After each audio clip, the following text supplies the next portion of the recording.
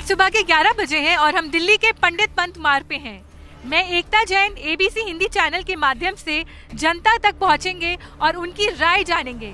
फिलहाल में दिल्ली के इलेक्शंस होने वाले हैं, विधानसभा चुनाव होने वाला है और पब्लिक ओपिनियन जानना हमारे लिए जरूरी है। सो चलते हैं और जानते हैं पब्लिक ओपिनियन, जनता की राय।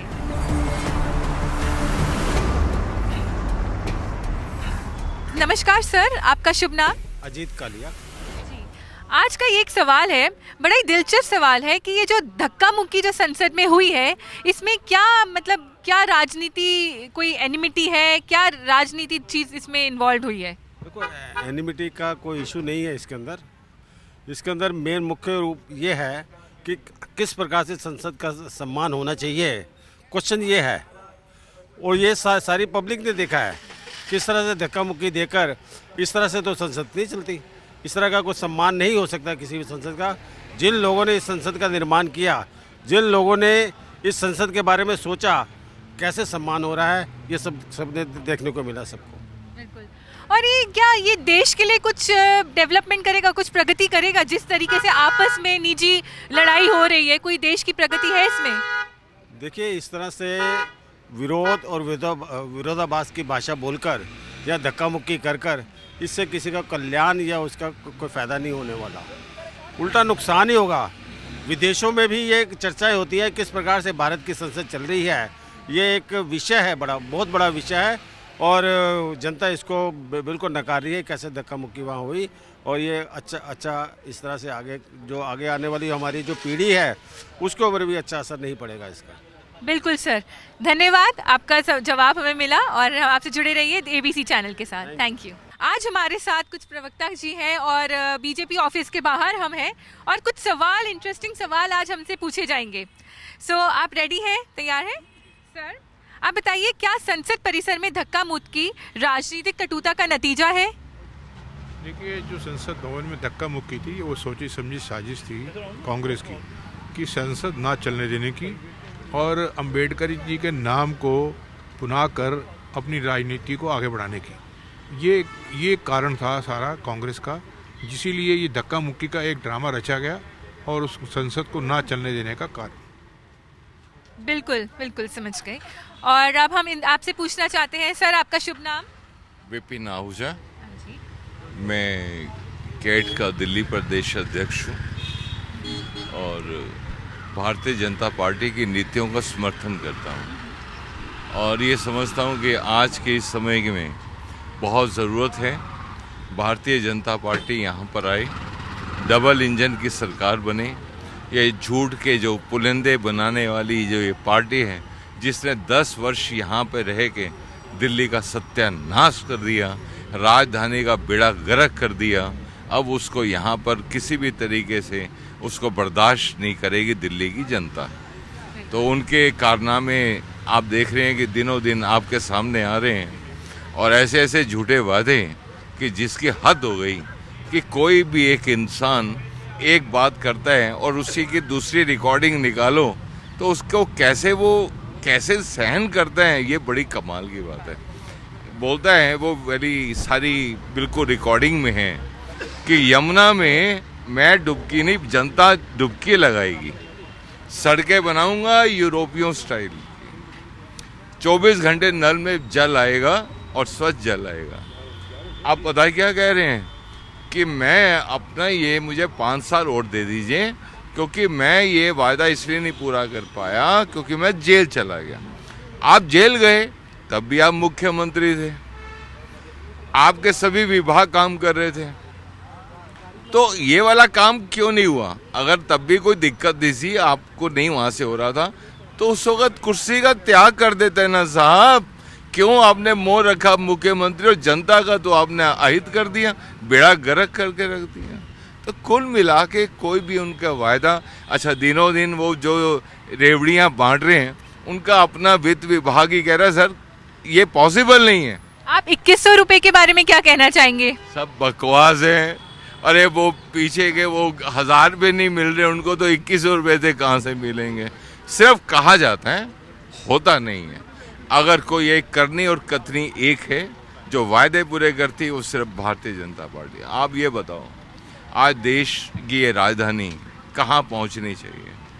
आज हमारे माननीय प्रधानमंत्री जी ने विश्व में आज देश का सम्मान बढ़ाया, 5वें स्थान पे अर्थव्यवस्था को लाए और उनके संकल्प कि मैं इसको 2025 में जब करूँगा तो हम 30वें स्थान पे लाएंगे। आज हमें ऐसे उनके कदमों पे चलने की ज़रूरत है और किसी आम जनता को तो पता ही नहीं है कि उनके साथ ठगी हो रही है और उससे हमारा देश पीछे जा रहा है। आज ना तो व्यापारी वर्ग खुश है, ना आम जनता खुश है, और तो और जिनको ये अपनी बात करते हैं कि जो मेरे हैं, जो आज जाके देखो तो सही झुग्गी झोपड़ी बस्तियों में क्या बुरा हाल है। वो कहते हैं कि हमें तो विधायक ही इनके जो है ना देखे हुए मुद्दत हो गई। बाहर देखो उनकी आजीविका है ही कितनी, पैसे खरीद के पानी पीना लेना पड़ता है उनको। गंदगी इतनी है कि मलेरिया की वहाँ पर जो आप देख रहे हैं कि क्या हालत है। उसके बाद सीवर जाम है, नालियों बिल्कुल बुरा हाल है। तो ऐसे मुख्यमंत्री को बर्दाश्त करना मत करें, दिल्ली का सत्यानाश और लेके आए भारतीय जनता पार्टी को। बहुत बढ़िया आपसे सुन के, और इस विचार को हम जरूर जनता तक पहुंचाने की पूरी कोशिश करेंगे। धन्यवाद। आपका शुभ नाम sir? My name is Gaurav Bhasin. Right. And आपको क्या लगता है इस बार कौन सी सरकार आने वाली है दिल्ली में? बीजेपी आएगी मैडम, उसके अलावा कोई सरकार आनी नहीं है। अच्छा, और आपको ऐसा क्यों लगता है? क्यों लगता है कि केजरीवाल ने दिल्ली का नाश कर दिया। अच्छा। बिल्कुल दिल्ली के लोगों को free free free free free किया डाल दी है। हाँ। ठीक है, दिल्ली के लोग बहुत अच्छे थे, बहुत कमाने वाले थे, अपने घर थे, मकान थे, दिल्ली बहुत विकसित थी। जी। दिल्ली को बर्बाद कर दिया इस आदमी ने आकर। ठीक है, रिक्शे चला दिए, यहाँ पर बैटरी रिक्शे चला दिए, पानी फ्री, बिजली फ्री, बाइक चला दी। ठीक है, और उसके अलावा जो पेंशन आती थी लेडीज की, वो पेंशन बंद करवा दी इस आदमी ने। ठीक है, बीजेपी की गवर्नमेंट ने अब गारंटी दी है, 2100 देने के लिए बोल रहा हूँ। कुछ नहीं दे रहा है वो, कुछ भी नहीं दे रहा है। 2100 रुपए देगा आपको, कुछ भी नहीं दे रहा है। 2100 रुपए इतनी पब्लिक है, कहाँ से दे देगा 2100 रुपए? वो सके राहुल गांधी ने भी बोल दिया था खटाखट जाएंगे। वो तो कहाँ से आए? आलू डालेंगे तो कहाँ से पैसे निकलेंगे। एक तरफ आलू डालो, दूसरी तरफ सोना निकलेगा। और मेरी बात सुनिए, जब केंद्र सरकार ही पैसा नहीं देगी तो वो अपने घर से थोड़ी पैसा देगा। अपना शीश महल उसने बना लिया, उस शीश महल में कौन रहेगा? दिल्ली की जनता थोड़ी वहाँ जा सकती है। बिल्कुल सही बात। जो ये रिक्शे चला दिए हैं, इन रिक्शों के चक्कर में हम जो ऑटो वाले बेरोजगार हो गए हैं। हमारे पास काम नहीं है, हम पूरा दिन सड़कों पर भटके रहते हैं। दिल्ली सरकार ने यार गरीबों को काम दिया है, तुम्हारे को इससे क्या नुकसान है? ठीक है, कुल मिला के मैडम बीजेपी ही आनी है, क्योंकि इस टाइम जो दिल्ली का नागरिक है, जो पढ़ा लिखा लोग है, वो सिर्फ बीजेपी का ही वोट चाहता है। सरकार आनी बीजेपी पढ़े लिखे लोग हैं। बिल्कुल सारे और दिल्ली बीजेपी में कौन आएगा? बीजेपी में कौन आएगा? मैम बीजेपी में आएगा या तो मनोज तिवारी, जो यहाँ अरे यार चीखो।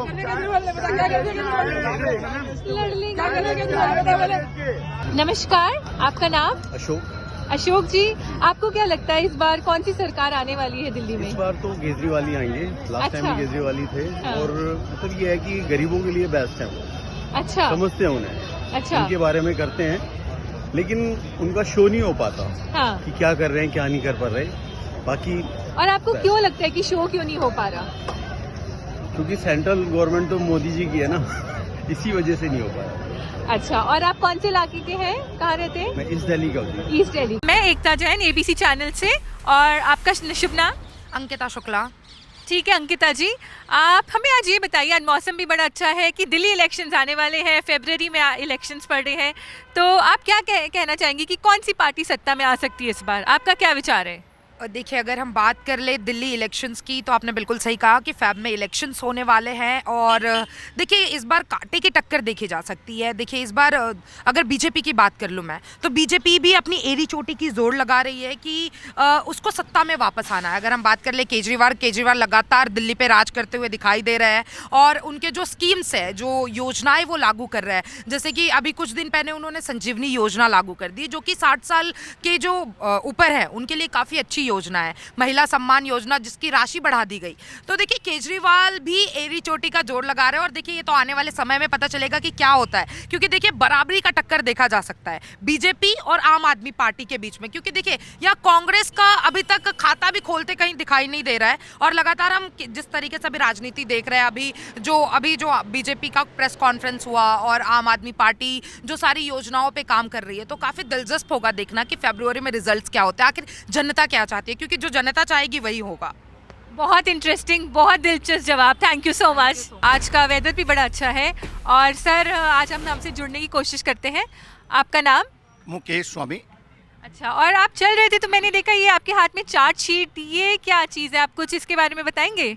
मैं आरडब्ल्यू का प्रेसिडेंट हूँ और मुझे यहाँ इनवाइट किया था कि जो दिल्ली के जो हालात हैं और जैसी सरकार चल रही है उसके ऊपर चार्ट शीट जारी कर रही है भारतीय जनता पार्टी। तो मैं आया यहाँ देखा तो ये चार्ट शीट के नाम पर के जो सरकार की कमियाँ, जो हालात जो पैदा किए हैं, वो सारा इसके अंदर विवरण इसमें दिया गया है बीजेपी के द्वारा। और बाकी वास्तव में जो इसमें चीज़ें लिखी गई हैं, एक एक चीज़ मैं समझ रहा हूँ कि ये दिल्ली के दिल की बात है। आज जो है दिल्ली के सारे लोग, ये जो इसमें चार्ट शीट है कि ये शीश महल हो गया, गंदा पानी हो गया, सड़कें हो गई, कूड़ा हो गया, यमुना गंदी है, ये सारी चीज़ें वास्तव में सफ़र कर रही है दिल्ली की जनता। इसमें लिखा है अब नहीं सहेंगे, बदल के रहेंगे। देखो हमने ये ठाना है आरडब्ल्यूए ने कि जितनी ये सारी समस्याएं हैं, पहले हमने इनको अधिक से अधिक मतों से इनको जिताया दिल्ली के अंदर, मेरे का 67-70 में से, फिर दोबारा भी इनको जिताया ये सोच के कि चलो ये शायद हो सकता है कि दिल्ली को लंदन पेरिस बनाने की बात कर रहे हैं, कहीं तक तो पहुंचेंगे। मगर आज 10 साल हो गए मैडम, आपके चैनल से मैं कहना चाहूँगा कि केजरीवाल ने सिर्फ और सिर्फ जनता को ठगने का काम किया और कुछ नहीं किया। मैं तो ये अपील करना चाहूँगा आपके चैनल के माध्यम से कि भाई केजरीवाल जी, हमें लंदन पेरिस नहीं चाहिए, आप कृपा इसको दिल्ली ही रहने दो यार, इसको दिल्ली ही बना दो, तो आपके लिए बहुत बड़ी बात है, बहुत बड़ी अचीवमेंट है। अब लंदन पेरिस के चक्कर में आपने तो दिल्ली को बिल्कुल गड्ढों में और कूड़े में और जमुना में आपने उसको फेंक दिया। आप हर साल कहते हो कि मुझे इस बार जिताओ, मैं जमुना साफ करके दिखा दूंगा। और दिल्ली तो राजधानी है। नेचुरली मैं तो कह रहा हूँ कि किससे भी, या तो ये सेंटर गवर्नमेंट के अंडर हो दिल्ली, क्योंकि ये जो नई जो राजनीति इस केजरीवाल ने आकर के शुरू की है, इससे गंदी राजनीति, मैं कह रहा हूँ इसने इतना नासूर की तरह पूरे हिंदुस्तान के अंदर गंदी राजनीति फैलाई है। पहले भी हमने सरकारें देखी हैं कि सेंटर में कांग्रेस की सरकार, स्टेट में कांग्रेस की सरकार, नीचे एमसीडी की सरकार, मगर कहीं कोई प्रॉब्लम नहीं हुई। मगर इसे केजरीवाल ने आकर के जो हालात ख़राब किए हैं, राजनीति भी ख़राब की और दिल्ली को भी ख़राब करने का काम किया है। मैं तो आपके चैनल के माध्यम से सभी मतदाताओं से कहूँगा कि बहुत हुआ केजरीवाल साहब, बहुत बुरे बीते 10 साल, अब नहीं चाहिए केजरीवाल। मैं अपील करना चाहूँगा आपके चैनल के माध्यम से। ABC हिंदी न्यूज़, आज ही जुड़िए हर खबर के साथ।